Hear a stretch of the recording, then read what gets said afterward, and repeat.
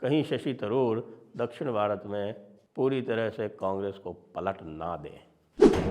नमस्ते, आप सभी से अनुरोध है कि कृपया हमारे चैनल को सब्सक्राइब करें, वीडियो को लाइक करें। 2 दिन पहले हमने कांग्रेस की बात की थी और किस तरह से कांग्रेस जो है वो पूरी तरह से बिखरती हुई दिख रही है। कोई उसका डायरेक्शन नहीं है और कोई उसकी अभी रणनीति, ना कोई उसकी स्ट्रैटेजी दिख रही है। जब स्ट्रैटेजी नहीं होगी तो टैक्टिक्स कहाँ से आएंगी।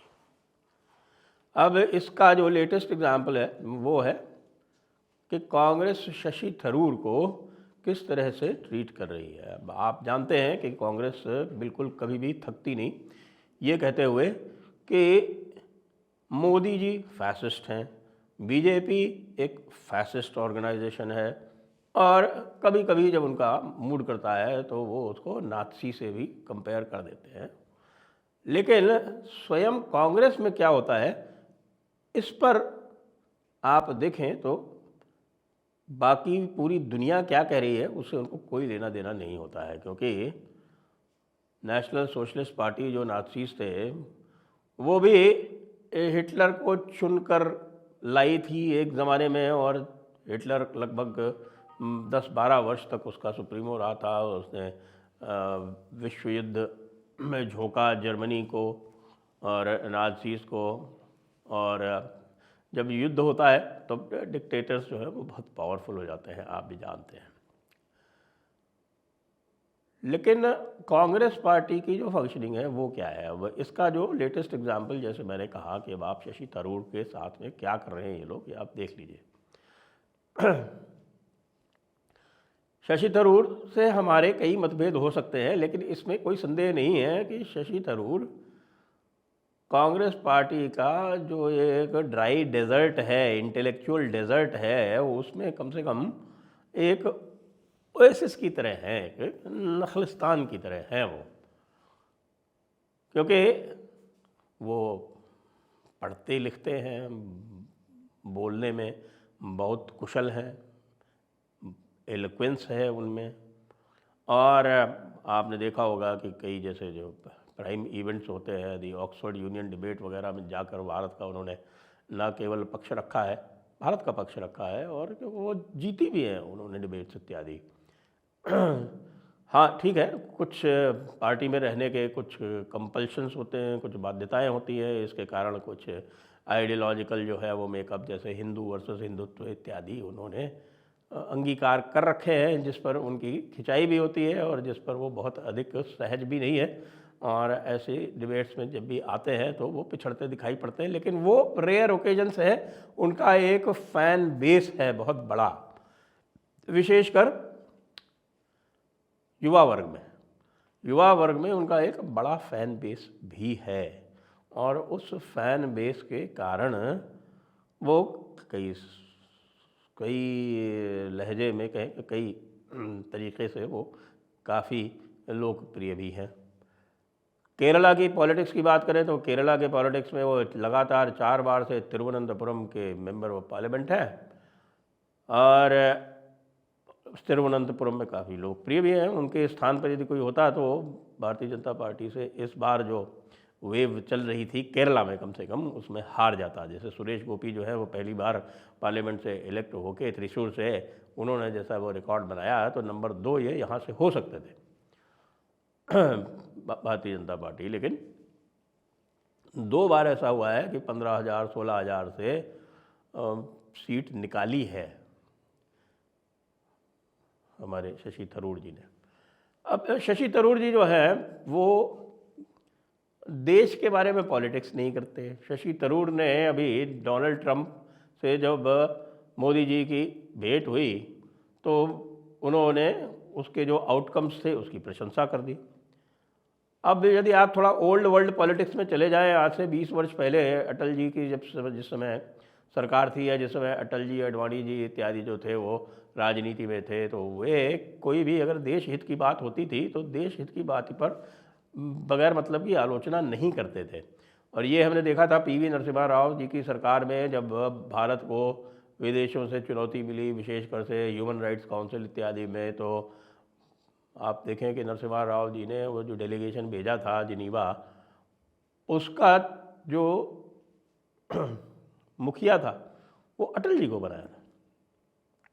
अटल जी ने इंदिरा जी की भी प्रशंसा की थी। अच्छा, ये था कि विरोध तो होता था लेकिन दुश्मनी नहीं होती थी। ये जो दुश्मनी वाला कल्चर है ये सोनिया गांधी ने आरंभ किया, क्योंकि सोनिया गांधी की संस्कृति अलग है, वो इटली वाली संस्कृति है, और वही इटली वाली जो संस्कृति है वो राहुल गांधी ने भी पूरी तरह से अंगीकार कर ली है। वो अपने राजनीतिक विरोधी को अपना दुश्मन मानते हैं, और ये बात चूंकि वो पूरी तरह से जा चुके हैं लेफ्ट के चंगुल में, यानी ग्लोबल लेफ्ट के चंगुल में, तो ग्लोबल लेफ्ट के चंगुल में जाने के बाद से ये बिल्कुल स्पष्ट है कि वो अपने राजनीतिक विरोधी को अपना दुश्मन मानते हैं। इसलिए वो भारतीय जनता पार्टी को अपना दुश्मन मानते हैं। उनका ये भी मानना है, क्योंकि उनके कथन से, उनकी बहन के कथन से ये बार बार ये सिद्ध होता है कि उनको लगता है कि वे एक सहज सत्ता के दावेदार हैं भारत में, या जिसको हम कह सकते हैं कि सत्ता के एकमात्र दावेदार है, सत्ता उनके पास ही होनी चाहिए। ये उनका एक एंटाइटलमेंट सिंड्रोम है, और उस एंटाइटलमेंट सिंड्रोम के चलते उनकी जो घृणा है, उनका जो विद्वेष है, और उनका जो एक मैं कहूँगा कि उनकी एक हीन भावना है, वो इतनी तीव्र हो गई है कि आप देश के हित में भी यदि कोई काम किया जाए उस पर भी आप सरकार की प्रशंसा नहीं कर सकते। यदि आपने सरकार की प्रशंसा कर दी, मोदी सरकार की प्रशंसा कर दी, तो आपको भी शत्रु मान लिया जाएगा। तो अब यहाँ पर देखिए क्या कर रहे हैं शशि थरूर जी की, कम से कम 3-4 बार ये बात हो गई कि एक तो डोनाल्ड ट्रंप से जो भी वार्ता हुई मोदी जी की, और उसका जो परिणाम आया उसकी उन्होंने प्रशंसा की। दूसरी बात, उन्होंने डॉक्टर जयशंकर की प्रशंसा की, और डॉक्टर जयशंकर को नियुक्त करने के लिए मोदी जी की प्रशंसा कर दी। अब ये तो भाई गंभीर अपराध हो गया। तीसरी बात, केरला की जो राजनीति है, केरला की राजनीति में वे इस तरह के जैसे इन्वेस्टर्स मीट वहाँ चल रही है, तो वे इन्वेस्टर मीट में वो सरकार के साथ खड़े हुए हैं, कह रहे हैं कि साहब ये केरला के लिए हो रहा है। और अभी उन्होंने एक फ़ोटो साझा की जिसमें भारतीय जनता पार्टी, स्वयं शशि थरूर और लेफ्ट वाले तीनों मिलके उस इन्वेस्टर मीट का प्रमोशन करते हुए दिखाई पड़ रहा है। वो कह रहे हैं कि इसी तरह से होना चाहिए, जब राज्य हित की बात है तो यहाँ पर कोई किसी प्रकार का राजनीतिक विभाजन नहीं दिखना चाहिए, राजनीतिक विभाजन नहीं दिखना चाहिए। ये बात राहुल गांधी को तो कतई स्वीकार नहीं है, ना सोनिया गांधी को स्वीकार है। उनके अनुसार तो जो राजनीतिक विरोधी होता है वो शत्रु होता है, और विशेषकर से जो प्रमुख राजनीतिक विरोधी हो, उन्होंने भारतीय जनता पार्टी को अपना प्रमुख राजनीतिक विरोधी मान रखा है। यदि वो चाहे तो शशि थरूर का प्रयोग कर सकते हैं एक रचनात्मक रूप में, लेकिन शशि थरूर जो है वो बताते हैं कि साहब कि वो पॉलिटिकली इंडिपेंडेंट हैं। आप ये देखिए कि उन्होंने चुनाव लड़ लिया खड़गे साहब के सामने, यानी कि दरबार द्वारा नामित किसी व्यक्ति के सामने यदि कोई खड़ा हो जाता है तो फिर उसको कैसे देखा जाता है, ये है आप शशि थरूर के साथ जो व्यवहार हो रहा है उसमें देख सकते हैं। केसी वेणुगोपाल जो सर्वे सर्वा है, सर्वे सर्वा इस रूप में कि वे विश्वस्त हैं राहुल गांधी के, और राहुल गांधी की दरी उठाने से लेके और जितने भी काम हो सकते हैं एक विख्यात और सुस्थापित चमचे के रूप में वो करते हैं। तो इसलिए उनके पास बहुत सारी शक्तियाँ हैं, वो उनको शशि थरूर असहज कर देते हैं, क्योंकि उनकी जो संस्कृति है, उनकी जो चाल ढाल है वो तो राहुल गांधी जैसी है ना, जैसा राहुल गांधी चाहेंगे उससे तो 1 इंच भी वो इधर उधर नहीं हो सकते। तो अब वो लोकल पॉलिटिक्स में बिल्कुल असहज हो रहे हैं, और शशि थरूर जो है वो भी ये प्रयास कर रहे हैं कि भाई अगला जो 2026 का चुनाव होने वाला है उसमें उनकी भी कोई भूमिका हो। वो कह रहे हैं कि भाई यदि कांग्रेस में मेरे लिए कोई भूमिका नहीं है तो मेरे पास और भी ऑप्शंस हैं। साफ साफ कहा उन्होंने, मेरे पास और भी ऑप्शंस कि भाई मेरे पास किताबें हैं लिखने के लिए, मेरे टॉक इन्विटेशंस हैं मेरे पास ग्लोबली, तो मैं वो काम कर सकता हूँ। लेकिन हिंट उनकी ये है कि भाई साहब ये मत समझो कि शशि थरूर के पास और कुछ नहीं है। और शशि थरूर के लिए मुझे लगता है कि भारतीय जनता पार्टी शशि थरूर के साथ में सहज है राजनीतिक रूप से।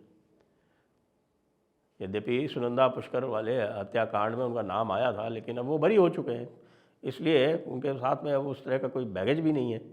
और हिंदुइज़्म वर्सेस हिंदुत्व वाली जहाँ तक वो बात है, वो उस पर वो चुप खींच जाएंगे।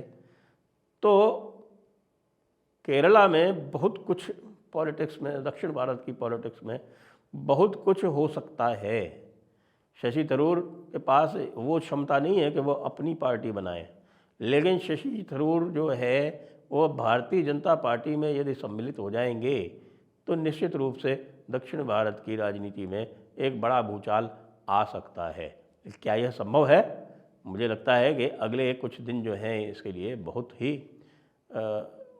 ही ये कहें कि सेंसेशनल होने वाले हैं।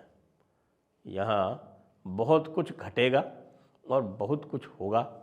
मुझे ऐसा भी लगता है कि हम सभी को इसके प्रति एक बहुत ही निकट दृष्टि, एक बिल्कुल एक क्लोज गेज यहाँ पर रखनी चाहिए। कहीं शशि थरूर दक्षिण भारत में पूरी तरह से कांग्रेस को पलट ना दें। जय हिंद, जय भारत, वंदे मातरम।